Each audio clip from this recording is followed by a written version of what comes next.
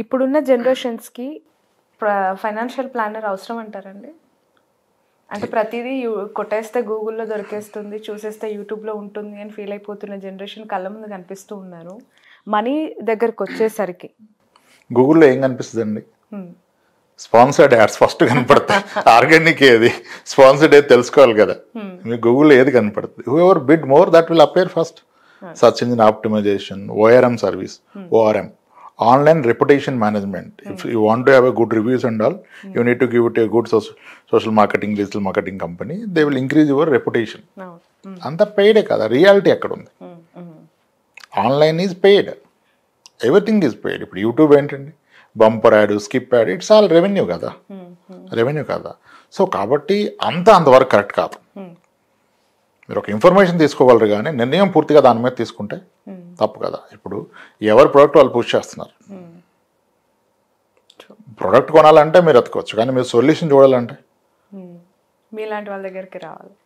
అది తెలుసుకునేంత ఉండొచ్చు, అందరు రావాలని ఏం లేదు.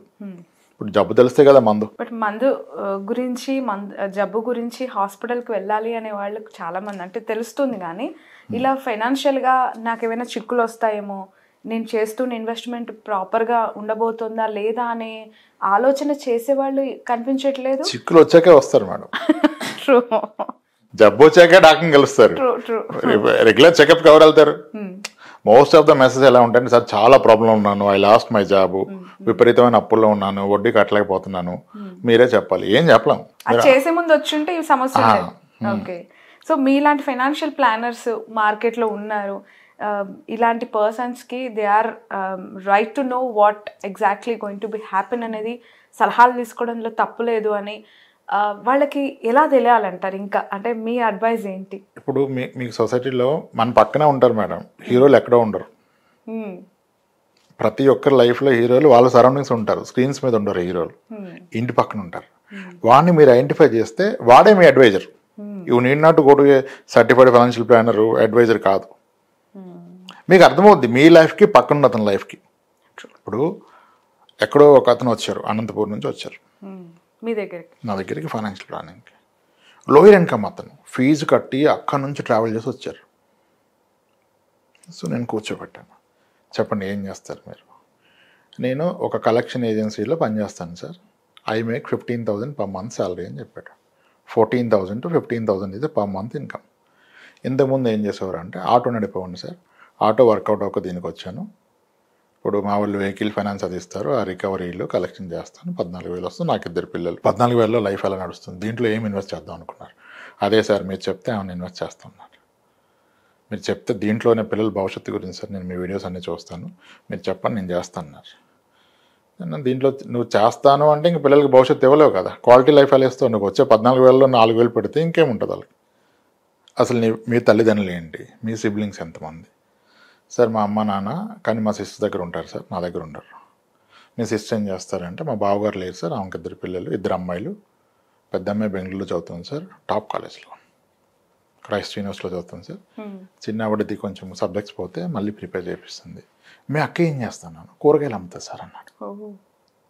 కూరగాయలు అమ్ముతారా? మీ అమ్మ నాన్న ఆమె పోస్తున్నారు, ఆమె పోస్తున్నారు సార్. ఆమె ఎంత సంపాదిస్తారు అనుకున్నారు? గ్రేటే సార్, ఆమె 3 లక్షలు ఫీజు కడుతుంది, పెద్ద అమ్మాయికి చిన్న అమ్మాయికి, మా అమ్మ నాన్న చూసుకుంటే. అసలు ఎంత సంపాదిస్తుంది? నా అంచనాలో ఒక 60,000 సంపాదిస్తుంది అన్నాడు ఆయన. అంటే నీ లైఫ్లో హీరో ఎవరు నీకు అర్థమైందంటే మా అక్కే చేస్తారన్నాడు. మరి నువ్వు మీ అక్కని రిప్లికేట్ చేయి, నా దగ్గరికి ఎందుకు వచ్చావు? ముందు ఒక ఆడావిడ, single mother, taking care of parents, 2 అమ్మాయిల్ని, ఒక అమ్మాయి గ్రాడ్యుయేషన్లో సబ్జెక్ట్స్ పోతే ఆమెను చూస్తూ, ఇంకొక అమ్మాయిని మంచి టాప్ మోస్ట్ యూనివర్సిటీలో జాయిన్ చేస్తూ ఆమె ఫైట్ చేస్తున్న లైఫ్లో who is hero in our life? మా అక్క. మరి అక్కన వదిలి నా దగ్గరికి ఎందుకు వచ్చావు? ముందు ఆమెను రిప్లికేట్ చేయి. అంతేగా, సింగిల్గా. ఎంత ఇన్స్పైరింగ్ పర్సనాలిటీ అండి. అదే అంటాను, హీరోలు స్క్రీన్స్ మీద ఉండరు, పక్కన ఉంటారు, మనం గుర్తించాలి. మన ఇంట్లోనే ఉంటారు, అది గుర్తించాలి కదా. ఇప్పుడు ఆయన ఏం ఇన్వెస్ట్ చేస్తాడు కాదు, ఆయనకి యాక్చువల్ సొల్యూషన్ వాళ్ళ సిస్టర్ కైండ్ ఆఫ్ లాగా ఇన్కమ్ పెంచుకోవడం. ఇండిపెండెంట్ గా తను ఎదిగింది, నేర్చుకోవాలి కదా, మీ పక్కనే ఉన్నారు కదా. అలా ఫైనాన్షియల్ కూడా ఎవరైనా ఎదుగుంటే మీరు వాళ్ళని చూసి నేర్చుకోవచ్చు, వాళ్ళ సలహా కూడా తీసుకోవచ్చు. ఈగో అడ్డొస్తుంది, అర్థం చేసుకోరు. ఈగో దాకా కాదు, కానీ ఫస్ట్ విషయం అర్థం కాదు. ఓకే. హీరో అంటే ఎక్కడో దూరంగా ఉన్న అతనే హీరో కాదు కదా, మన పక్కన ఉండొచ్చు, ఆఫీస్ బాయ్ హీరో ఉండొచ్చు, వాడు ఫ్యామిలీకి పోషిస్తున్నాడు, వాడు ఒక హీరో అవును సార్. కదా, అది తెలుసుకోరు. సిమిలర్లీ ఫినాన్స్లో కూడా ఎవరు బెటర్గా చేస్తున్నారు, సేమ్ శాలరీలు ఇద్దరు ఉండి సేమ్ విలేజ్ నుంచి వచ్చి సేమ్ ఎడ్యుకేషన్ ఉండి ఒకళ్ళు బెటర్గా ఉండి ఒకరు లేకపోతే నువ్వు ఆయన దగ్గర నుంచి నేర్చుకోవాలి కదా. ఓకే. సో అట్లా అంటే ముందు ఆయనకి నేర్చుకునే ఉద్దేశం ఉంటే నేర్చుకుంటాడు, లేదు నాకు అన్నీ తెలుసు అంటే, ఇప్పుడు విషయం తెలియదంటే ఏమైనా తెలియజేయచ్చు, ఆ తెలవదన్న విషయం కూడా తెలియకపోతే ఎవరేం చెప్పలేరు. At least you should know that you don't know, if you don't know that you don't know we can't help you. Logics చాలా బాగున్నాయి మీరు చెప్పేవి, బట్ ఇది ప్రాక్టికల్ గా నిజమే మీరు చెప్పేవి. What exactly situations in the society. నేను I meet lot of people who are more successful in life, huge money, business running చేస్తారు, కలిస్తే సార్ మ్యూచువల్ ఫండ్స్ అంటే ఏంటి నేను తెలుసుకోవాలనుకున్నా, ఎస్ఐపి వేరే మ్యూచువల్ ఫండ్స్ వేరే, ఎస్ఐపి ఏంటి, నిజానికి that is a great instrument. అంటే I don't want everyone to get into this, but ఇంత కష్టపడుతున్నారు, ఇంత డబ్బు చేస్తున్నారు, వీళ్ళకి ఇన్వెస్ట్మెంట్ ఇన్స్ట్రుమెంట్లో కొన్ని బేసిక్స్ కూడా తెలుసుకునే టైం లేదు. So that's where I say it's not how hard your working, అది కాదు మీ ఫ్యూచర్ డిసైడ్ చేసేది, మీ డబ్బు ఎంత హార్డ్ వర్క్ చేస్తున్నారనేది మీ భవిష్యత్తు. మీరు హార్డ్ వర్క్ చేస్తే అసలు భవిష్యత్తే ఉండదు. సో మనం కష్టపడేది కాదు, మనం సంపాదించిన డబ్బును కష్టపడాలి. Okay, what a logic. డబ్బును కష్టపెడితే మీ భవిష్యత్తు. ఎలా సార్, ఎలా సాధ్యమవుతుంది అది? ఎలా సాధ్యమవుతుంది అంటే డబ్బును కష్టపడటం ఇన్ ద సెన్స్ మీ డబ్బు ఎక్కువ రిటర్న్ జనరేట్ చేయాలి. ఇప్పుడు యాజ్ ఎ హ్యూమన్ మీరు చూస్తారు, ఇప్పుడు మీకు ఇంత స్టాఫ్ ఉన్నారు కదా, కొంతమంది ఆరోగ్య సమస్య వస్తే పని చేయలేరు, మనం ఫర్దర్ ఎన్నాళ్ళు ఇవ్వగలుగుతాం శాలరీస్, కొంతవరకు సాయం చేస్తాం, పూర్తి చేయాలి. అంటే ఒక హ్యూమన్ ఇన్కమ్ గ్యారంటీ లేదు, ఎన్నాళ్ళు నడుస్తుందా పెరుగుతుందా ఏమి చెప్పలేం, అంటే సర్టెనిటీ లేదు. కానీ మీ డబ్బు మీ కొరకు పనిచేయడం మొదలు పెడితే అది సర్టైన్, దానికేం జబ్బు చేయదు, దానికి జాబ్ పోదు, సిక్ అవ్వదు, వీకెండ్ అవసరం లేదు, వెకేషన్ అవసరం లేదు కదా. ఇప్పుడు ఒక ఇల్లే కొన్నాను, ఒక షాప్ కొన్నాను, ఒక మడికి కొన్నాను, 30 లక్షలు పెట్టి కొన్నాను, 16,000 రెంట్ వస్తుంది, సరే 9,000 రెంట్ వస్తుంది, ఇంకా అది నా కోసం జీవితకాలం పనిచేస్తుంది. That's what you making a money work for you. డబ్బు మన కోసం పనిచేయడం, డబ్బు సంపాదించడం మన కోసం. ఆ సంపాదించిన డబ్బు మళ్ళీ నేను వాడుకునే విధంగా ఉండాలి, అది అక్కడే ఉంటుంది అంటే కాదు, అది నాకు అందుబాటులో ఉండాలి. ఎస్, అలా చేయాలండి డబ్బుని సంపాదించాలి. రైట్. రాంప్రసాద్ గారు, మనం ఏదైనా ఇన్వెస్ట్మెంట్ చేయాలి అని అంటే ఆ ఇన్వెస్ట్మెంట్ ఎలా ఉండాలి, ఎలాంటి ఆలోచనలతో ఆ ఇన్వెస్ట్మెంట్ చేయాలి? ముందుగా ఇన్వెస్ట్మెంట్ చేయదలుచుకుంటే ముందుగా తెలవాల్సింది మంచిది చెడ్డది గొప్పది కాదు, అది ఎంత రిటర్న్ ఇస్తుంది, ఎంత పెరుగుతుంది. సో ఆ పెరిగే రిటర్న్ ఏదైతే ఉందో అది ఇన్ఫ్లేషన్ని బీట్ చేసే విధంగా ఉండాలి, ద్రవ్యోల్బణానికి మించి రిటర్న్ ఇవ్వాలి. ఇండియాలో ఇన్ఫ్లేషన్ 6.57 చెప్తున్నప్పుడు 7% ఇన్ఫ్లేషన్ అంటే మన నిత్యావసర సరుకులు మరియు వస్తువుల యొక్క ధరలు సంవత్సరానికి 7% పెరుగుతున్నాయి కదా. ధరలు పెరుగుతుందంటే రూపాయి కొనుగోలు శక్తి పడిపోతుంది. మరి ఇప్పుడు నా రూపాయి వచ్చేసి నేను పెట్టిన దగ్గర 5% వస్తే దాని అర్థం ఏంటి, నా డబ్బు విలువ తగ్గిపోతుంది కదా. ఇది ప్రైమరీ పాయింట్. ఇన్ఫ్లేషన్ అర్థం చేసుకొని మన ప్రతి పెట్టుబడి ఇన్ఫ్లేషన్ కన్నా ఎక్కువ రిటర్న్ ఇవ్వాలి, అది కూడా ఎంత ఎక్కువ రిటర్న్ ఇస్తే అంత మంచిది, సాధ్యమైనంత ఎక్కువ రిటర్న్. మళ్ళీ ఇంత ప్రాసెస్లో డబ్బు పోయేంత బెట్టింగ్ చేయకూడదని. రైట్. ప్రతి ఒక్కరి కళ, ప్రతి ఒక్కరు కోరుకునేది సొంత ఇల్లు. ఇప్పుడు ప్రజెంట్ మార్కెట్స్ ప్రకారం అదొక ఎమోషనల్గా కూడా అయిపోయింది. అంటే ఇప్పుడు అవ్వడం కాదు, ఎప్పటి నుంచో ఉంది. Of course it's an emotion. So సొంత ఇల్లు అనేది ఎప్పుడు కొనాలి, ఎలా కొనాలి? మళ్ళీ ఇది కూడా పరిస్థితులను బట్టి మారిపోద్దండి. ఇప్పుడు lot of case what I see, rural background నుంచి ఇంజనీరింగ్ చేసి హైదరాబాద్ వచ్చారు, ఐటీలో జాయిన్ అయ్యారు, very hard working, skill sharpen చేసుకున్నారు, పడిపోయారు.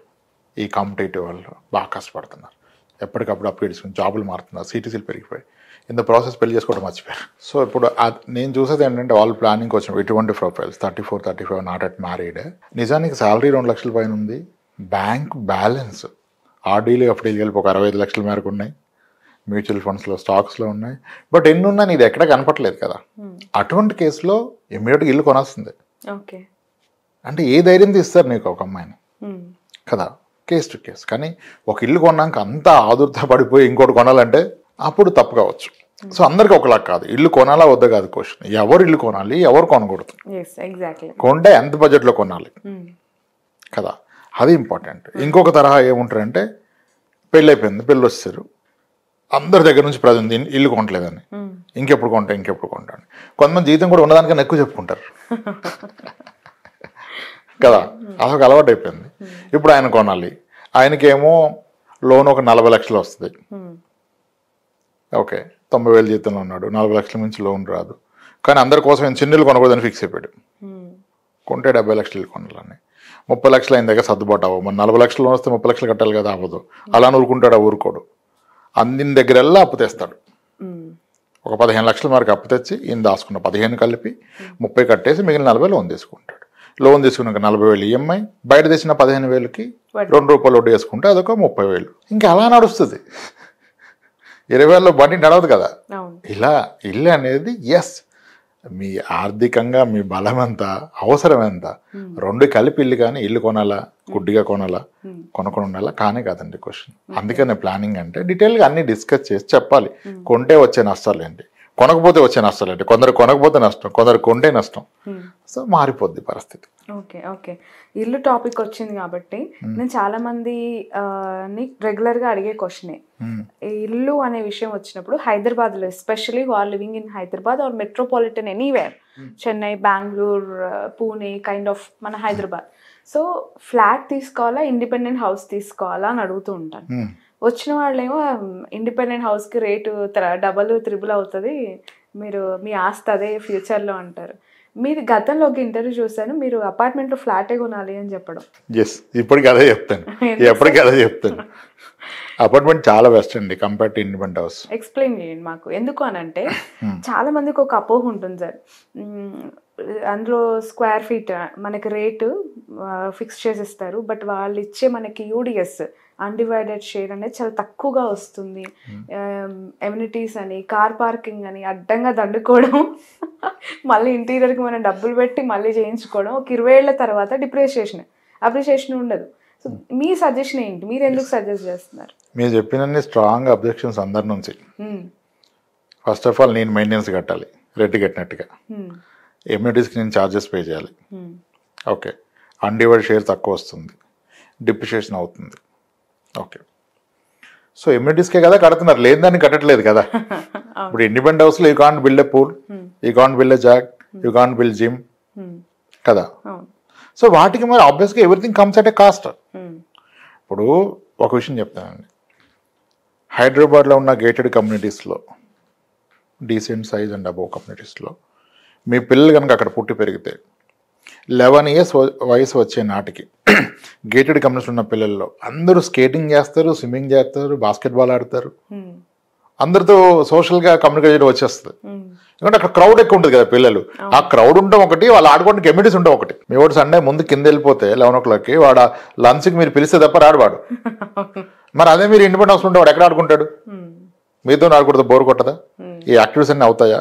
Which are more important for a kid. ఆ స్టేజ్లో అతను నేర్చుకోవాలి.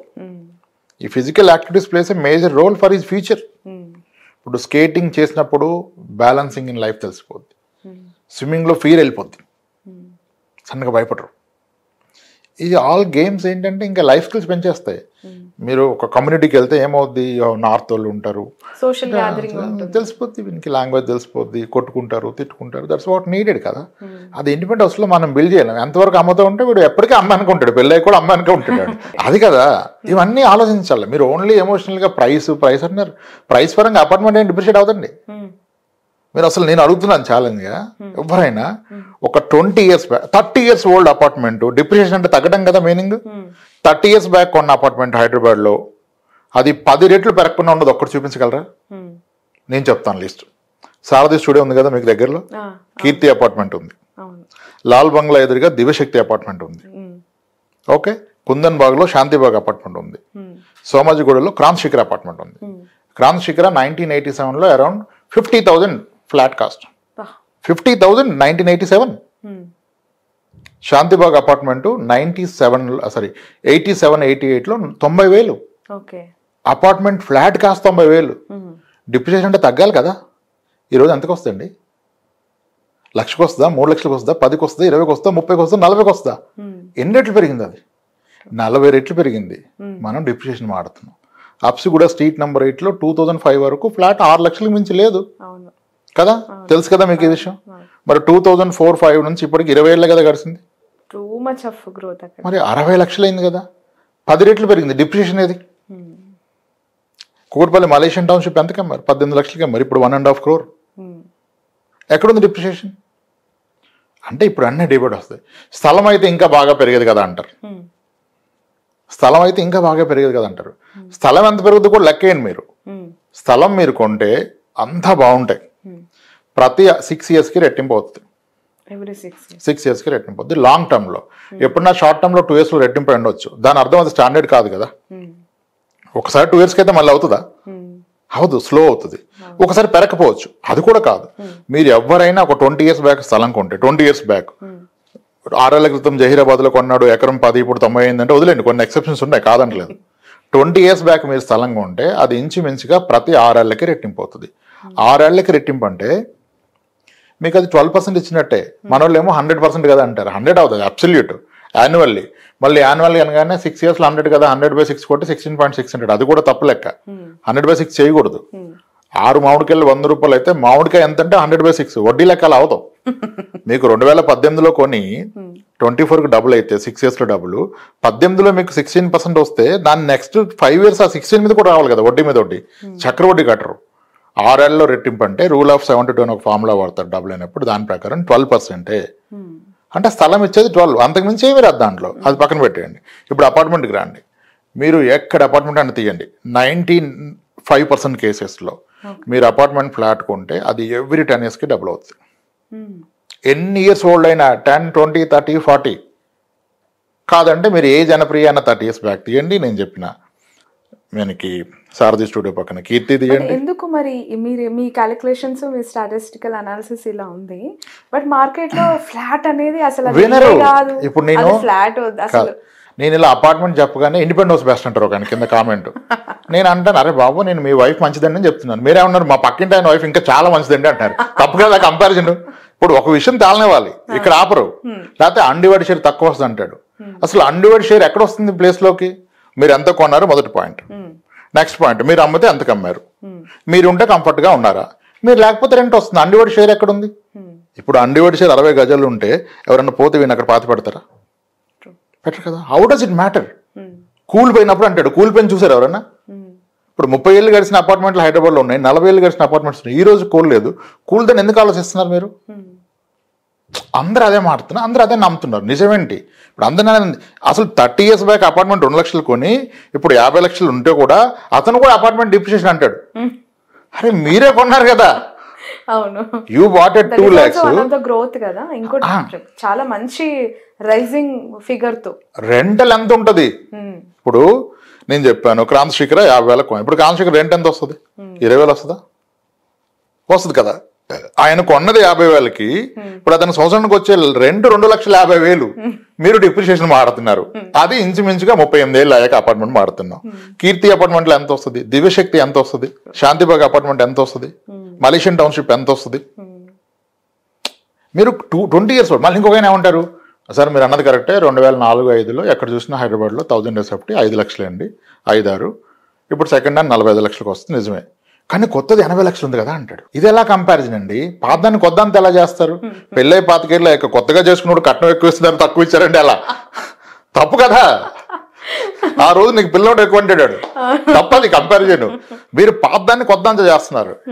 ఇంకొక మేజర్ అబ్జెక్షన్, సార్ పాత ఎవడు కొంటాడు అంటాడు. ఇక్కడ క్వశ్చన్ పాత ఎవడు కొంటాడు కాదు, పాత ఎవరు అమ్మరు. ఆ పాయింట్ మిస్ అయిపోతున్నారు. సెకండ్ హ్యాండ్ ఎవరు కొంటారు సార్? ఇప్పుడు నేను కొత్తది కొంటాను, పాత కొన్నాడు, ఎవరి స్థాయిలో వాళ్ళు కొంటారండి. ఇప్పుడు 2002లో 5 lakhsకి కొన్నది ఇప్పుడు 30-40 lakhs నడిస్తే చిన్న సాలరీ నా తప్ప ఇంకోటి కొనలేడు కదా.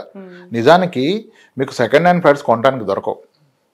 ఇప్పుడు మీ దగ్గర నా దగ్గర ఒక 20 crores ఉందనుకోండి, ఇప్పుడు మనం బయటకు వెళ్ళిపోతే ఈవినింగ్ కల్లా కొత్త ఫ్లాట్స్ ఈ 20 crores సరిపడా కొనేసుకోవచ్చు. 10 flats సెకండ్ హ్యాండ్ కొనలేము. ఎందుకంటే ఎవరు అమ్మరు. కానీ అంత పేషెన్స్గా ఎవరు థింక్ చేయట్లా. ప్రాబ్లం ఏంటంటే పాతది ఎవరు కొనంటారు, ముందు అమ్మేది ఎవరు? మీరు గూగుల్లో కొట్టండి, నెక్స్ట్ 3 kilometers రేస్లో ఎన్ని ఉన్నాయి సెకండ్ హ్యాండ్, కొత్త ఎన్ని కొట్టండి, కొత్తవి 100 వస్తాయి, పాతే రావు. ఎందుకంటే వాళ్ళు కొన్న ప్రైస్ వేరు, ఈరోజు దాని ప్రైస్ చాలా పెరిగింది. వాళ్ళకి వచ్చే రెంటల్ దేర్ మోర్ కంఫర్ట్. లేదు ఉంటే ఇంకా రెంట్ పే చేయలేదు కదా ఎక్కడికి వెళ్ళి, సో వాళ్ళు వదిలిపెట్టరు. నేను అదే అంటాను, ఒక అతను నెల్లూరు అతను వచ్చారు, గట్టిగా అన్నాడు, నెల్లూరులో ఓల్డెస్ట్ ఏదండి అంటే అన్నపూర్ణ అపార్ట్మెంట్ అన్నాడు. ఎప్పుడు కట్టారంటే 95, 96లో కట్టారు. అప్పుడు ఎంత అంటే 1,20,000 సార్. ఇప్పుడు ఎంతంటే 50,000 ఉంటాయి సార్. మరి ఎక్కడ తగ్గింది? ఓ నిజమే కదా, తగ్గలేదు అంటాడు. వైజాగ్ అతను వచ్చాడు, అపార్ట్మెంట్కి ఏముంటుంది అన్నాడు. ఆర్కే బీచ్లో ఫ్లాట్స్ అన్ని 93, 94లో కట్టారు. అప్పుడు అన్నీ 2 లక్షలే. ఇప్పుడు ఆర్కే బీచ్లో ఫ్లాట్ 2 కోట్లు లేకుండా రాదు, నెలకి రెంట్ 60,000 వస్తుంది. ఆయన కొనింది 2 లక్షలకి, ఆయనకు వచ్చే సంవత్సరం అద్దె 8 లక్షలు. ఇంకా మీరు డిప్రిసియేషన్ మాడుతున్నారు. సాటిస్ఫాక్షన్ ఉండట్లేదు జనాలకి. విషయం అర్థం అవట్లా, సాటిస్ఫాక్షన్ కాదు, విషయం అర్థం అవట్లా. ఎలా కన్విన్స్ చేస్తారు? అసలు ఫస్ట్ ఆఫ్ ఆల్ 20 years లో తగ్గిన అపార్ట్మెంట్ మీరు చూపించారా? డిప్రిసియేషన్ అంటే తగ్గడం కదా. మీరు కొన్న 20 yearsకి ఏదైనా తగ్గిందా రేట్? భవ్యాస ఆనందం నుంచి ఎన్ని ఉన్నాయి, కోకొల్లలు అమీర్పేట నుంచి కోకట్పల్లి వరకు, మియాపూర్ వరకు వెళ్తే నిజమే మేము కొన్నప్పుడు 11 లక్షలే, ఇప్పుడు 40 అయింది. మరి డిప్రిసియేషన్ ఎలా అన్నావు అంటే స్థలం ఇంకా బాగా పెరుగుద్ది కదా. ఆ స్థలం కొంటే తెలుస్తుంది ఎంత పెరుగుతుందో. ఇప్పుడు సింపుల్, చాలా మంది వస్తారు ఇదే ఇలాగ ఆలోచించి ఎక్కువ స్థలాలు కొంటారు. అపార్ట్మెంట్ ఒకటే కొంటారు, స్థలాలు ఎక్కువగా కొంటారు. ఇదంతా హార్డ్ అండ్ మనీ కొంటారు. నా దగ్గరకు వస్తే పిల్లలేమో 12 ఏళ్ళు, 19 ఏళ్ళు, 12, 14 ఏళ్ళు ఉంటారు. భార్యాభర్తలు ఇద్దరు ఐటీలో వర్కింగ్. ఇంకా అదే పని స్థలాలు కొంటూ పోయారు. నేను ఒకటే ప్రశ్న అడుగుతాను, సార్ ఇన్ని స్థలాలు కొన్నారు కదా, అవును, రేపు ఉదయం మీరు లేవకపోతే మీ భార్య పిల్లలు ఎన్ని స్థలాలు అమ్మగలుగుతారు? చెప్పండి సమాధానం. కష్టమే సార్, వాళ్ళ వల్ల అవుతుంది. అసలు నీ వల్ల అవుతుందని అడుగుతాను. ట్రై చేస్తాను సార్, ఒక ప్లాట్ అమ్ముదని. అవ్వట్లేదు సార్. అసలు నీ వల్ల అవ్వదు, వాళ్ళ వల్ల అవుతుంది, ఎందుకు భ్రమలో ఉన్నావు? నీ ఆస్తి అనేది నీ ఆప్షన్స్లో నీ ఫ్యామిలీకి ఈజీ టు హ్యాండిల్ ఉండాలి. ఇప్పుడు నువ్వు 5 ప్లాట్స్ కొన్నావే, ఆ 5 ప్లాట్స్ డబ్బులు పెడితే ఒక 3 అపార్ట్మెంట్లు వచ్చాయి. 3 అపార్ట్మెంట్లు వస్తే ఇప్పుడు ₹1,00,00,000 అపార్ట్మెంట్ ఉంటే 25,000 రెంట్ గ్యారంటీ. 3 కోట్లు పెట్టి 3 అపార్ట్మెంట్లు 75,000 రెంట్ గ్యారంటీ. 75,000 రెంట్ అంటే ఒక రిటైర్డ్ పెన్షనే కదా. అండ్ ఇది గ్రోయింగ్ పెన్షన్, సంవత్సరానికి పెరుగుతుంది కదా. ఒక పెన్షన్ లాగా బ్రతకొచ్చు. అంటే నేను అపార్ట్మెంట్ కొనమని చెప్పట్లా. Compared to plot I'm talking about an apartment. Another biggest thing people are missing, చాలా మంది స్థలాలు కొనేవాళ్ళు ఇన్కమ్ ట్యాక్స్ పేయర్స్. అంతే కదా, 30% ట్యాక్స్ లో అంత డబ్బు సంపాదిస్తే తప్ప కొనలేం కదా వెంచర్లో 34 లక్షలు. మరి ఒక ఇన్కమ్ ట్యాక్స్ పేయర్వి నువ్వు స్థలం కొన్నావు 40 లక్షలకి, నీ డాక్యుమెంట్ 40కి అయిందా? అసలు నీకు ఎక్కడిది క్యాష్, బ్లాక్ మనీ ఎందుకు ఇచ్చావు అని అడిగారు. రేపు నువ్వు అమ్మితే కూడా అలాగే వస్తుంది కదా. అవును వస్తుంది, అంతే సార్. 60 లక్షల్లో 30కి మించి రాదు బయట. మరి మిగిలిన 30 ఏం చేస్తావు? ఏదో ఒకటి చేద్దాం సార్, పిల్లలు చదువుకో, అపార్ట్మెంట్ వీళ్ళు కొంటాను అంటాడు. పిల్లల చదువుకి ఎవరు తీసుకున్నారు క్యాష్? నీ దగ్గర కారు కొంటానికి క్యాష్ తీసుకుంటారా? తీసుకోరు. స్కూల్స్ తీసుకుంటాయా? తీసుకోరు. మేజర్ బిల్డర్ కూడా క్యాష్ ఎవరు తీసుకోరు కదా. అంటే నువ్వు స్థలం అమ్మితే క్యాష్ వస్తుందన్న విషయం నీకు గుర్తుందా? లేదు. దాన్ని ఎందుకు వాడతావు అంటే సమాధానం లేదు. ఇదంతా ఎలా ఉంటుందంటే డబ్బు ఉంటే ఉరికిపోయి బస్ ఎక్కేస్తున్నారు టికెట్కి, అది ఎక్కడికి వెళ్తుందో చూసుకోవట్లా. నేను స్థలాలు బ్యాడ్ అని అంటామంటే కొంతవరకు కొనుక్కో, మొత్తం స్థలాలు కొనదు. కొంటే మీకు ట్రాన్సాక్షన్లో వచ్చేది బ్లాక్ మనీ కదా. ఆ మనీ నువ్వు ఎలా వాడతావు? ఇప్పుడు ఒక వ్యక్తి నీ జీవితంలో ప్రయారిటీస్ ఏంటంటే, సార్ నాకు ఒక మంచి ఇల్లు, నా పిల్లల చదువులు, వాళ్ళ పెళ్ళిళ్ళు, నా రిటైర్మెంట్. మరి దీంట్లో దేనికి ఉపయోగపడుతుంది స్థలం? నేను మా అమ్మాయికి ఇస్తానంటాడు. ఇలానే ఒక జోక్ చెప్తాను మీకు. నేను ఒక ఛానల్లో ఒక వీడియోలో చెప్పాను. అక్కడ ఏమడిగారంటే, సార్ విపరీతమైన అద్దెలు పెరిగిపోతున్నాయి కదా హైదరాబాద్లో, మధ్యతరగతి వాళ్ళు ఈ అద్దెని ఎలా తట్టుకోవాలని అడిగారు. నేనన్నాను, as a tenant you feel చాలా ఎక్కువ రెంట్ అంటావు, యాజ్ ఎ ఓనర్ అతను ఏమైనా ఫీల్ అవుతాడు? తక్కువ అని ఫీల్ అవుతాడు. నేను ₹1,00,00,000 పెట్టి 80,000 ఈఎంఐ కడితే నాకు వచ్చేది 25,000 అని ఫీల్ అవుతాడు. సో ఇది రైట్ కాదండి. సొల్యూషన్ ఏంటి? సెంటిమెంట్ క్రియేట్ చేయాలంటే మాట్లాడవచ్చు, మధ్యతరగతి గవర్నమెంట్ హెల్ప్ చేయలేనా, అవన్నీ పనులు కదా. మన కంట్రోలబుల్ మాట్లాడాలి. ఈ రెంట్కి ఉండే వ్యక్తి కనుక ఊర్లో ఒక స్థలమో పొలమో ఉంటాయి, అది ఎలాగో dead asset, is getting nothing out of it. అది మా అంటే 6 yearsకి డబుల్ అవుతుంది, అంతకు మించి ఏమవ్వదు. ఈ అపార్ట్మెంట్ కూడా 10 years డబుల్ అవుతుంది. In addition to that your saving rent. Being a private employee అంత రెంట్ కట్టడం బర్డెన్గా ఉంది కదా, అదేదో ఆ స్థలం అమ్మేసి ఇక్కడ కొనుక్కొని చెప్పాను. పోగొట్టింది ఏం లేదు కదా. ఇప్పుడు ధైర్యంగా బ్రతుతావు కదా రెంట్ లేకపోతే. నా మాట నమ్మి ఒక వ్యక్తి వాళ్ళ మామయ్య గారికి ఫోన్ చేశాడు, మీరు మీ పాపకు ఒక ప్లాట్ ఇచ్చారు కదా అక్కడ, అది అమ్మేయండి, ఇక్కడ అపార్ట్మెంట్ కొంటాం అన్నాడు. ఆయన ఏమన్నాడు, నేను ఇచ్చింది మా అమ్మాయికి కదా, మీరు ఎలా అమ్ముతారు అన్నాడు. అరే మీ అమ్మాయి నాకు ఇచ్చారు కదా, మీ అమ్మాయి నాకు ఇచ్చినప్పుడు ఆమెకి ఇచ్చింది నాకు కాదంటే, నీకు ఇస్తే నీకు ఇస్తాను కదా, మా అమ్మాయికి ఇచ్చాడు కదా అన్నాడు. అరే పెళ్లికే అందరు చెప్పావు, ఇంత పెట్టా అంత పెట్టా, నేను నీకు పెట్టలా, మా పాపకి పెట్టా, నీకు ఒక కూతురు పుట్టింది కదా ఆమెకి ఇస్తుంది అన్నాడు. అంటే ఇదంతా ఎప్పుడు వాళ్ళకి ఇవ్వడానికే. ఆ దెబ్బతో వాళ్ళిద్దరు గొడవ అయిపోయింది. నేను అనుకున్న మాట ఒకటి అనేసిడు. గొడవ అయిపోయింది. మళ్ళీ నాకు చెప్తాడు, సార్ మీరు చెప్పాను ఇలా అంటే మా మామకి నాకు గొడవ అయిందని. అరే అలా అడుగుతాడా, కొంచెం తెలివిగా అడగదండి, అలా అనకూడదు, వెళ్ళి కూర్చొని ఇట్లా చాలా కష్టమైపోతుంది రెంట్ కట్టడం, ఒక పని చేద్దాం అనుకుంటాను, నా దగ్గర దాచుకుంది ఒక 20 లక్షలు ఉంది, ఈ స్థలం అమ్మి మీరు ఒక 60 ఇస్తే ఈ 80లో ఒక అపార్ట్మెంట్ మీ అమ్మాయి పేరు మీద కొనేస్తాను, ఎలాగో ఇల్లు అమ్మాయి పేరు మీద ఉంటుంది కదా, మాకు రెంట్ తగ్గుతుంది హ్యాపీగాను అంటే ఆయన ఇంకా ధైర్యం చేస్తాడు, మేబీ ఇంకో 5 లక్షలు సాయం చేస్తాడు. కానీ నువ్వు నేను నాకు ఇచ్చావు కదా నేను అమ్ముకుంటానంటే అడిగే విధానం తప్పు, అలా అడగకూడదు, ఇంటర్వ్యూ చూసి అని చెప్పా. మీకు అర్థమైంది కదా. ఇప్పుడు రోజు భయపడుతూ అద్దె కట్టాలనే బదులు అంటే మళ్ళీ కింద ఒక అంటాడు, పంటలు పండించే పొలాలు అమ్మి ఇల్లు కొనుక్కోమంటారు అంటే, పంట పండించే పొలం రైతు చేతులు ఉండాలి, నీ చేతులు ఎందుకు, నువ్వు పండిస్తున్నావు పంట. మోర్ ఓవర్ అది ఎప్పటికీ కూడా ఒక స్థిరాస్తిలా కంటిన్యూ అవుతుంటే ప్రెసెంట్ లివింగ్ అనేది బర్డెన్ అవుతుంది. దట్స్ వేర్ నేను ఏం చెప్తానంటే, అన్ని స్థలాలు పెట్టుకుంటే your asset rich and cash poor, ఆస్తులు ఫుల్ ఆదాయం ఇల్లు, then you are going to live poor and die rich. పోయిన రోజు అందరూ చెప్పుకుంటారు 15 ఎకరాలు కాపాడాడు రా అని, కానీ ఇటు తినింది ఏది లేదు ఏ రోజు. దానికోసం బ్రతానంటే ప్రెస్టేజ్ అంటాడు. ఎవడు ప్రెస్టేజ్, ఎవడ నీకు ఒక పూట బట్టలు కొని మంచి బట్టలు కొనిస్తున్నాడా, తిరగమని చెప్తున్నాడా, ఏం ప్రెస్టేజ్, ఎవరి కొరకు? అది అక్కడ ట్రాప్లో పడిపోతారు, విపరీతమైన ఎమోషన్ అర్థం చేసుకోరు. The best of the house you live, that decides your kids future. ఆలోచనలు, నీ హెల్త్ అన్ని డిసైడ్ చేస్తాయి. సార్ ఇప్పటి వరకు మీరు ఫ్లాట్ గురించి మాట్లాడారు, చాలా అద్భుతంగా. మిమ్మల్ని వ్యతిరేకించే వాళ్ళ సంఖ్య పెరుగుతుంది, ఎందుకంటే ఇప్పుడు కన్విన్స్ అవ్వట్లేదు ఆ పాయింట్ లో.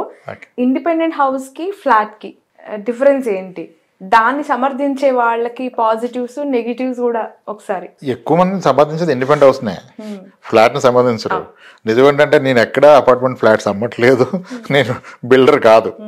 ఓకే, సో ఇప్పుడు మీరు ఇండిపెండెంట్ హౌస్ బెస్టా ఫ్లాట్ బెస్టా అంటే, ఈ రెండిట్లో ఉన్న వాళ్ళు ఇద్దరిని ఒకసారి కూర్చోబెట్టాలి, ఎవరు బెటర్గా ఉన్నారు. ఇప్పుడు మీ ఇల్లు అనేది మీ కెరియర్ గ్రోత్ కొరకు, మీ ఫ్యామిలీ కంఫర్ట్ కొరకు కదా, రైట్? ఎస్. ఇప్పుడు నా దగ్గరకు ఒక క్లయింట్ వచ్చారు, ఆయన 2019లో బీరంగూడలో ఇండిపెండెంట్ హౌస్ తీసుకున్నారు, 75 లక్షలు పెట్టి కొన్నాడు, ఈరోజు 95 లక్షలు అయింది. అదే రోజు ఆయన ఫ్రెండ్ ఆ నియర్ బైలో అదే 75 లక్షలు ఫ్లాట్ కొన్నాడు, అపార్ట్మెంట్ ఫ్లాట్. ఇప్పుడు అది 1,40 లక్షలు అయిందంట. అది అతను చెప్పింది, నేను చెప్పట్లేదు. 2019 నుంచే. ఇప్పుడు ఏమైంది, ఆయన క్లోజ్ ఫ్రెండ్స్, వీళ్ళ బాబు ప్రతి వీకెండ్ అక్కడికి వెళ్దాం ఉన్నాడు ఆడుకోవడానికి. అది ఇంకా నరకం. ఎన్నిసార్లు వెళ్తారు ఫ్రెండ్ ఇంటికి, ప్రతి వీకెండ్ వెళ్ళారు కదా, వీడు ఉదయం మొదలెట్టేస్తున్నాడు వెళ్ళిపోదామని. సో ఇప్పుడు ఈ డిసైడెడ్ ఇది కాదు రైట్, ఆడికి వెళ్దామని. ప్రాబ్లం ఏమొచ్చిందంటే, ఆడికెళ్ళి రెంట్ కన్నా ఉందామని ఫిక్స్ అయ్యాడు, కానీ ఇతని ఇంటికేమో రెంట్ 12,000 వస్తుంది, అక్కడేమో రెంట్ 28,000 ఉంది. అర్థమైంది పాయింట్. ఇండిపెండెంట్ హౌస్కి వచ్చే rental yield is much less compared to an apartment. అంటే దీన్ని కూడా కంపేర్ ఎలా చేయాలి, ₹1,00,00,000 ఇండిపెండెంట్ హౌస్కి ₹1,00,00,000 ఫ్లాట్కి మధ్య కంపేర్ చేయాలి. ₹1,00,00,000 ఫ్లాట్కి మీకు 25,000 రెంట్ వస్తుంది, కానీ ₹1,00,00,000 విలువ చేసి ఇండిపెండెంట్ హౌస్కి మీకు 14,000 వస్తుంది రెంట్. నిజానికి దానికి ఆ రెంట్ కన్నా రిపేర్లు ఎక్కువ వస్తాయి. మీరు రెంట్కి ఇస్తే టెనెంట్ ట్యాప్ తిప్పే విధానం, ఓనర్ తిప్పే విధానం చాలా తేడా ఉంటుంది. అవును, మనదే అనుకున్నప్పుడు కొంచెం తిప్పేయచ్చు కదా. సో అందుకని అంటాను, ఇంకా కొంతమంది నెక్స్ట్ స్టేజ్కి వెళ్ళిపోయి 200 గజాల స్థలం కొని కింద 4 ఫ్లాట్లు డబుల్ బెడ్రూమ్ ఫ్లాట్స్ కట్టి పైన కట్టుకుంటాడు. అలా కట్టిన వాళ్ళు ఎవరు వాన్ రావరండి, వాచ్మెన్ అవుతారు, రోజు వాళ్ళకి సర్వీస్ ఇవ్వడమే సరిపోతుంది అని చెప్తాను నేను. సో ఇప్పుడు అది లైవ్ ఎగ్జాంపుల్ కదా, నేను ఇప్పుడు చెప్పాను బీరం కూడా అదే చెప్పాను. ఇటువంటి కేసులు నేను విట్నెస్ చేశాను అని నేను లేను, నాకు వచ్చి చెప్పింది. సో మీరు రెండు చూస్తే అర్థమవుద్ది, ఒకే దగ్గర ఉండి ఇదే బెస్ట్ అనుకుంటే ఎవరేం చేయలేరు. ఇండిపెండెంట్ హౌస్ ఇది కాస్ట్లీ అఫేర్ కదా. మీకు అలా కావాలంటే ఇండిపెండెంట్ హౌస్ తీసుకోండి, ఎక్కడ మంచి gated community where there are amenities, కానీ అఫోర్డబిలిటీ ఉండదు మన దగ్గర. అంత పట్టలేం కదా, 6 కోట్లు 5 కోట్లు.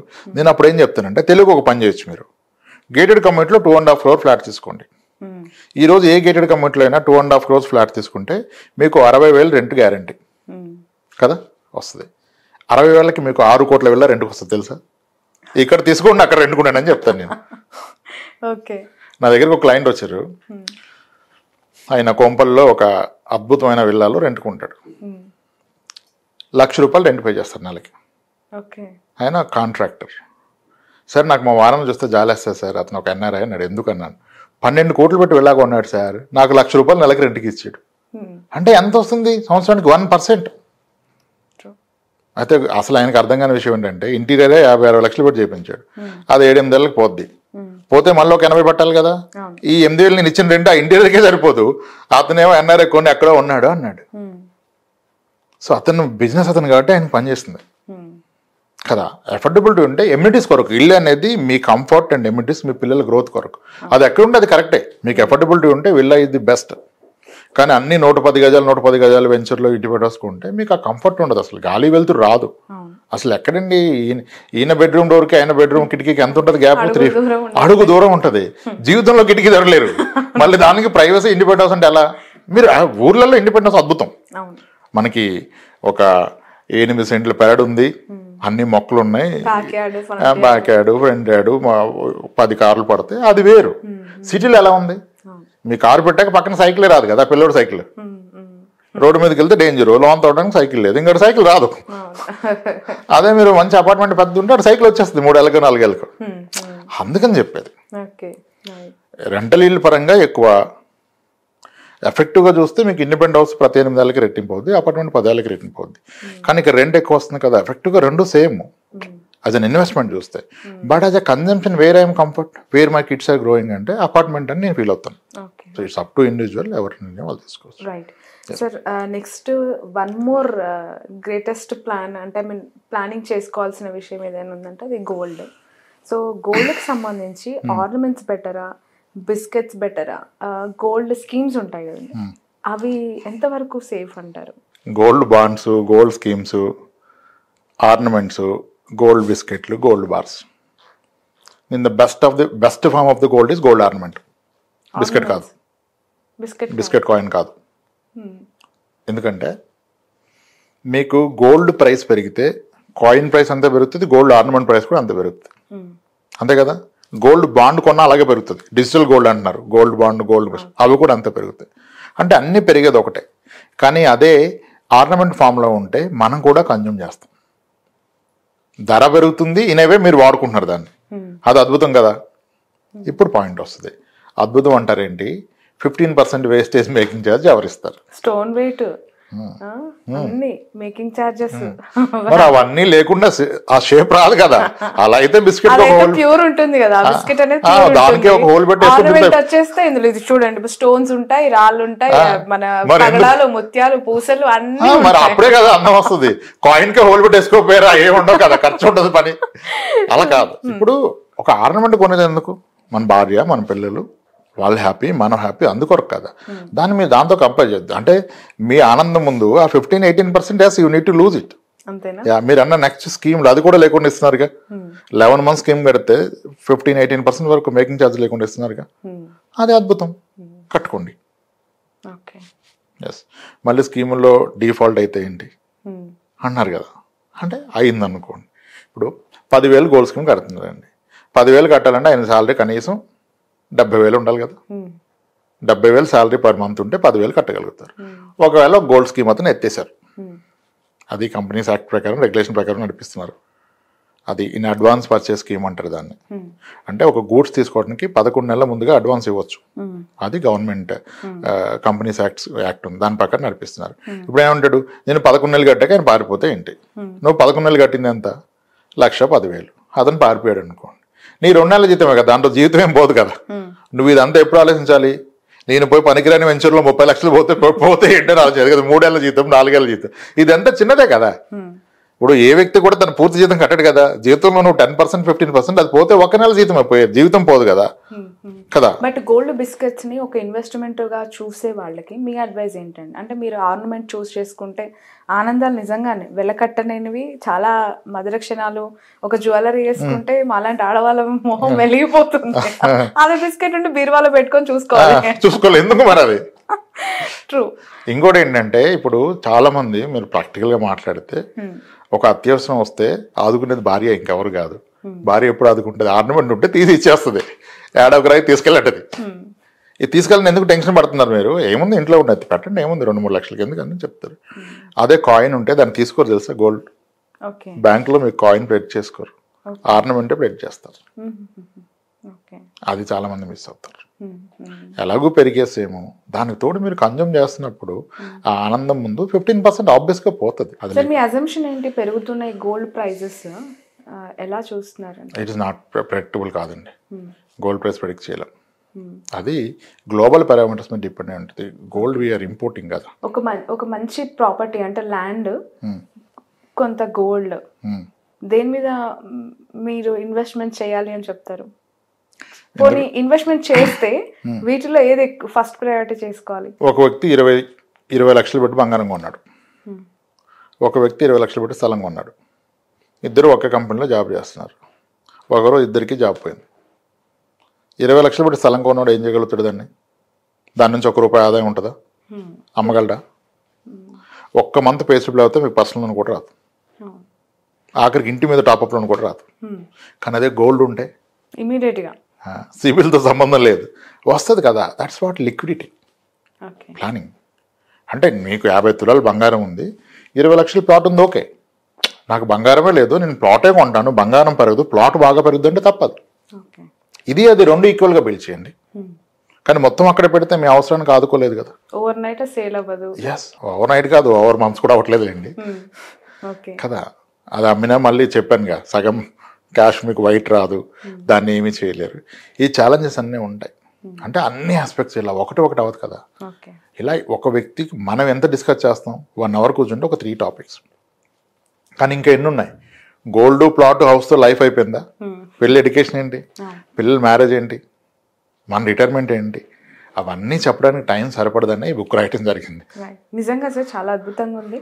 ప్రతి మిడిల్ క్లాస్, ప్రతి ఫ్యామిలీ మెంబర్ చదవాల్సిన, అంటే ఇన్వెస్ట్మెంటే కాదు, పర్సనల్గా మనం సంపాదిస్తూ ఉన్నాము అంటే ఆ అమౌంట్ని మనం లైఫ్లో దేనికి ఎంత ఖర్చు చేయగలగాలి, మన ఫ్యూచర్ పిల్లలకి ఎంతవరకు సేవింగ్ చేయగలగాలి అనేది చాలా ఎక్సలెంట్గా ఆయన పాయింట్ వైజ్గా రాసి పెట్టారు. 100% నేను కూడా టైం ఉన్నప్పుడు చదువుతాను, అందరినీ కూడా చదవాలని చెప్తూ ఉన్నాను. మీరు చదివితే మనం నెక్స్ట్ ఇంటర్వ్యూ చేద్దాం. సార్ నాకు పెద్ద ఎగ్జామ్ పెట్టారు, అయితే మీరు చదివాక చేద్దాం, అప్పుడు మీరు డిబేట్ చేయొచ్చు నాతో. తప్పకుండా.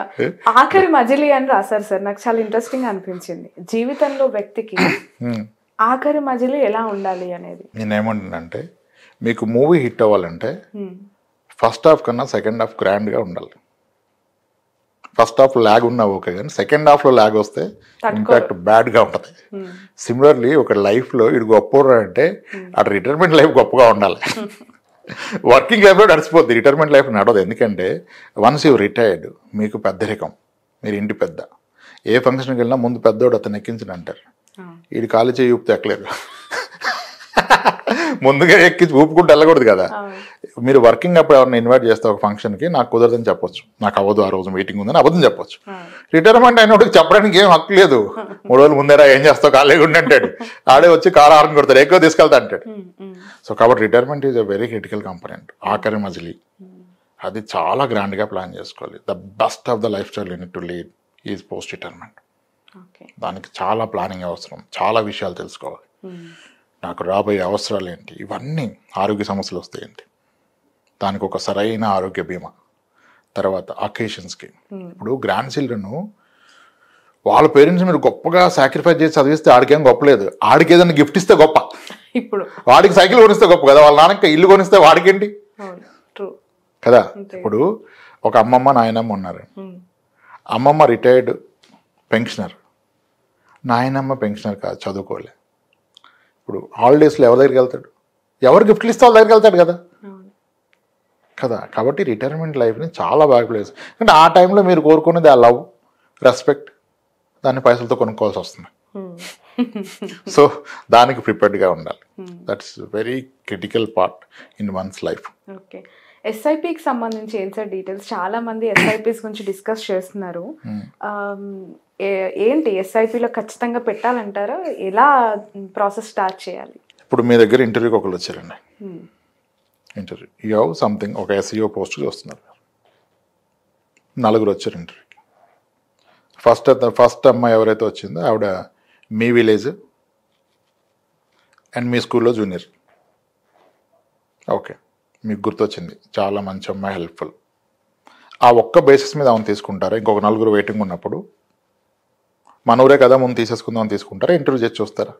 వాళ్ళని కూడా ఇంటర్వ్యూ చేసి చూస్తారు. ఈ అమ్మాయి కన్నా బెటర్ స్కిల్స్ ఉన్నాయి వేరే వాళ్ళకి, కమిటెడ్ ఉన్నారు, ఎక్స్పీరియన్స్ ఉంది, కాస్టింగ్ యూ లెస్, ఎవరిని తీసుకుంటారు? Is working more hard right fit. ఎందుకంటే అక్కడ మీకు ఆబ్జెక్టివ్ క్లియర్ ఉంది, రిలవెంట్ స్కిల్ సెట్ ఏంటి, టైంకి వస్తారా, వాళ్ళకి జాబ్ ఎంత వస్తుంది, ఇవన్నీ చూశారు. కానీ ఇన్వెస్ట్మెంట్కి వచ్చినప్పుడు ఇవన్నీ చూడలేం మనం. మా బావ కొంటే బావ పక్కన నేను కొనేస్తాడు, అత్తవాళ్ళ ఊర్లో కొన్నాడు, వాళ్ళు వీళ్ళ అమ్మోళ్ళు తిడుతున్నారని అమ్మ ఊర్లో ఒకటి కొంటాడు. ఆబ్జెక్టివ్ ఎక్కడ ఉంది? ఎస్ఐపి కూడా objective based. It's not SIP ultimate అని కాదు, no doubt it's a better instrument. But మీ అవసరాల రీత్యా మీరు ఏం చేయాలనేది నేను ఎంచుకోవాలి. ముందు అన్నీ కంపేర్ చేస్తే will get to know what is right, what is not. ఇప్పుడు మీరు ఒకసారి గోల్డ్ గురించి మాట్లాడాం, ల్యాండ్ గురించి మాట్లాడాం, అపార్ట్మెంట్ గురించి మాట్లాడాం, ఇండిపెండెంట్ హౌస్ గురించి మాట్లాడాం, ఇప్పుడు ఎస్ఐపి మారుతాం. అలా ఇంకేమైనా ఉన్నాయా? ఇన్సూరెన్స్ పాలసీలు ఉన్నాయి, సుకన్య సమృద్ధి ఉంది, ఎన్పిఎస్ ఉంది. ఇలా ఇవన్నీ ఒకసారి కంపేర్ చేసుకొని మీరు 4 ఇంటర్వ్యూ చేశారు కదా, బెస్ట్ తీసుకున్నారు. ఆ బెస్ట్ కూడా based on me need and requirement. Over qualify అయినా తీసుకోలేరు, లో క్వాలిఫై అయితే తీసుకోలేరు. అలా అన్ని ఇన్స్ట్రుమెంట్స్ కంపేర్ చేస్తే మనకు తెలుస్తుంది ఏది రైట్ అని. SIP no doubt a great instrument. That does not mean అందరూ ఎస్ఐపి పట్టాలని కాదు. అది కూడా ఒక పెద్ద డిస్కషన్ చేయాలి, మనం డీటెయిల్ డిస్కస్ చేద్దాం టైం దొరికిన. Okay, last point health insurances గురించి అయినా చెప్తారా సార్? ఎంతలో తీసుకోవాలి, ఎంత పెట్టాలి, ఎంత అవసరము, వీటి మీద బేరీ చేసుకొని ఉండాలంటారు? మన తెలివితేటలు, నెగోషియేషన్ పవర్ అన్ని చోట్ల వాడాలి, కానీ హెల్త్ ఇన్సూరెన్స్లో వాడకూడదు. హెల్త్ సాధ్యమంత ఎక్కువ తీసుకోవాలి. అసలు ఈ మనం చేసిన డిస్కషన్ అంతా హెల్త్ ఇన్సూరెన్స్ తీసుకున్నాక చేయాలి. మన వీడియోలో లాస్ట్లో అడిగారు పెట్టాడు, ఇది ఫస్ట్ అడగాలి, ఫస్ట్ నేను చెప్పాలి. మేబీ అంత స్కోప్ రాలేదు, మనం వాళ్ళ ఫ్లోలో వెళ్ళిపోయాం. ఎందుకంటే ఐ స్ట్రాంగ్లీ బిలీవ్ ఒక మధ్య తరగతిని అక్కడి నుంచి కిందికి నెట్టగలిగింది ఒక హాస్పిటల్ బిల్లు. ట్రూ అండి, ఇప్పుడున్న జనరేషన్ ఎస్పెషల్. ఎప్పుడు అదే. అయితే ఎవరికి దీని మీద అవగాహన లేదు. ఇన్సూరెన్స్ ఎందుకు, నాకేమవకపోతే డబ్బులు వేస్ట్ అవుద్దంటాడు. మరి అదే మాట కార్ ఇన్సూరెన్స్ చెప్పడు. కార్ ఇన్సూరెన్స్ ఉందని కార్కి యాక్సిడెంట్ అని ఎవరు కోరుకోడు, కానీ హెల్త్ ఇన్సూరెన్స్ ఉంటే ఒక్కసారి వాడాలనుకునే వాళ్ళు కూడా ఉన్నారు. కానీ ఇప్పుడు కార్ ఎంత ఉంటుంది, కార్ 8 లక్షలు పెట్టుకుంటే దానికి ఎంత డ్యామేజ్ అయినా 8 లక్షలు దాటదు. కానీ మనిషికి జబ్బు వస్తే 8 లక్షలకి వెళ్ళొచ్చు, ₹1 కోటి కూడా వెళ్ళొచ్చు. సో హెల్త్ ఇన్సూరెన్స్ అనేది ఈరోజు అవసరానికి కాదు, మన భవిష్యత్తు అవసరాలకి. భవిష్యత్తులో ఏ ట్రీట్మెంట్ కాస్ట్ ఎంత అవుతుంది. ఇప్పుడు అపెండిక్స్కి టాప్ మోస్ట్ హాస్పిటల్స్లో 2 లక్షల పైన బిల్ వేస్తున్నారు. ఒకప్పుడు అది 5-6 లక్షల సర్జరీ. ఎన్ని రెట్లు పెరిగింది. ఈరోజు నీ రీప్లేస్మెంట్ 4 నుంచి 5 లక్షలు అవుతుంది. 10 ఏళ్ల క్రితం అది 1,500,000. అంటే 10 ఏళ్ళకి 3 రెట్లు పెరిగింది. మరి ఈరోజు ఒక 30 ఏళ్ళ వయసులో ఉన్న అతనికి ఈరోజు అయితే 5 లక్షలు అయిపోద్ది. కానీ 30 సంవత్సరాలు కావద్దు కదా పాపం, 60 కావచ్చు. మరి 60 వచ్చినప్పుడు ఈ 5 లక్షలే ఉంటుందా? ప్రతి 10 ఏళ్ళకి 3 రెట్లు పెరుగుతున్నాయి health care expense, including doctor consultation fee. 10 years back 200 తీసుకున్న డాక్టర్ ఈరోజు 600 తీసుకుంటున్నారు. మరి ఈ లెక్కన ఇప్పుడు 5,000 అయితే నీ రీప్లేస్మెంట్ 10 years తర్వాత 15 lakhs అవుతుంది, 20 years తర్వాత 45 lakhs అవుతుంది, 30 years తర్వాత 1,30,00,000 అవుతుంది. కోపం వచ్చేస్తే ఒక ఆయన అంటారు, ఇంక ఇలా మీరు చెప్తే ఎవడో బ్రతకడండి, అందరు ఇప్పుడే పోతారన్నాడు. నేను నన్ను ఆవేశపడద్దు బ్రదర్, ఒక్క నిమిషం ఆగండి. 30 ఏళ్ళ తర్వాత మోకాలు చిప్పలకు ₹1 కోటి అవుద్దని నేను చెప్తున్నాను. ఎవరు నమ్మరు ఈరోజు. సో నమ్మొద్దు. మీరు ఒక పని చేయండి, 30 ఏళ్ళు వెనక్కి వెళ్ళండి. 94లో ఎవడన్నా మన పేరెంట్స్ దగ్గరికి వచ్చి 2024 నాటికి మీ నీ రీప్లేస్మెంట్కి 4 లక్షలు అవుతుంటే నమ్ముతారా అని కిందేసి కొడతారు ఆ రోజు. ఎందుకంటే 40 ఎకరాల పొలం వస్తుంది 4 లక్షలు అంటే, హైదరాబాద్లో 4 ఇళ్ళు వస్తాయి, నువ్వేమో మోకాలు చెప్పని 4 లక్షలు అంటున్నావురా అన్నాడు. ఈరోజు అయింది కదా. That is what inflation is. Inflation తెలవకుండా ఇన్సూరెన్స్ అవ్వదు, ఇన్వెస్ట్మెంట్ అవ్వదు. హెల్త్ ఇన్సూరెన్స్ తీసుకుంటే మీరు తీసుకుంటుంది ఈరోజు అవసరానికి కాదు, మన భవిష్యత్తు అవసరాలకి. బట్ ఒకే పాలసీ ఉండాలంటారా? అంటే ఇప్పుడు చాలా డిఫరెంట్ వచ్చేసాయి కదా ఇన్సూరెన్స్ అనేవి, ఒకే దాంట్లో కంటిన్యూ చేయాలి, డిఫరెంట్ మల్టిపుల్ అనేది ఒకటే ఏదైనా ఒకటే హైయెస్ట్ లిమిట్ పెట్టుకోవాలి, సరిపడా పెట్టుకోవాలి. అందరూ అనుకుంటారంటే ఇప్పుడు హెల్దీగా ఉన్నాను కదా, ఇప్పుడు తక్కువ తీసుకుంటాను, జబ్బు వస్తే ఎక్కువ తీసుకుంటాను, జబ్బు వస్తే వాడు పెంచడు, జబ్బు వచ్చిందాక ఈయన పెంచడు. ఇప్పుడు అందరూ 5-10 లక్షలు తీసుకొని పూజ చేస్తున్నారు, మనం హెల్దీగా ఉన్నాం ఏం లేదని. రేపు ఒక మేజర్ ఇష్యూ వచ్చింది అనుకోండి, సరిపోద్దా? ఇప్పుడు నా క్లయింట్ ఒక ఉన్నారు, లంగ్ క్యాన్సర్ వచ్చింది 35 ఏళ్ల వయసులో, ఈ రోజుకి 52 లక్షలు పడారు హెల్త్ పాలసీలో. లక్కీలీ మనం ₹1 కోటి పాలసీ ఇచ్చాం కాబట్టి ఆయన మేనేజ్ చేస్తున్నారు. అదే 10 లక్షల పాలసీ ఇస్తే అది ఎవరికో వస్తాలే అంటారు. ఈ టికెట్ తీసుకుని లాటరీ అండి హెల్త్ ఇష్యూ. టికెట్ తీసుకుని లాటరీ తగిలేస్తుంది, ఎవరి తగులుతో చెప్పదు. కాబట్టి that can go to any extent. So health insurance అనేది లేకుండా అసలు ఫైనాన్షియల్ ప్లానింగ్ స్టార్ట్ అవుతుంది.